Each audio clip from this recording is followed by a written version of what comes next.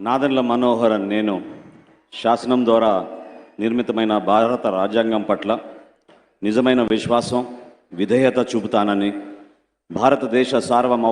భౌమాధికారాన్ని సమగ్రతను కాపాడుతానని, ఆంధ్రప్రదేశ్ రాష్ట్ర మంత్రిగా నా కర్తవ్యాలను శ్రద్ధతో అంతఃకరణ శుద్ధితో నిర్వహిస్తానని, భయం కానీ పక్షపాతం కానీ రాగద్వేషాలు కానీ లేకుండా రాజ్యాంగాన్ని శాసనాలను అనుసరించి ప్రజలందరికీ న్యాయం చేకూరుస్తానని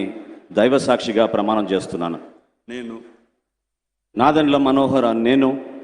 ఆంధ్రప్రదేశ్ రాష్ట్ర మంత్రిగా నా పరిశీలనకు వచ్చిన లేదా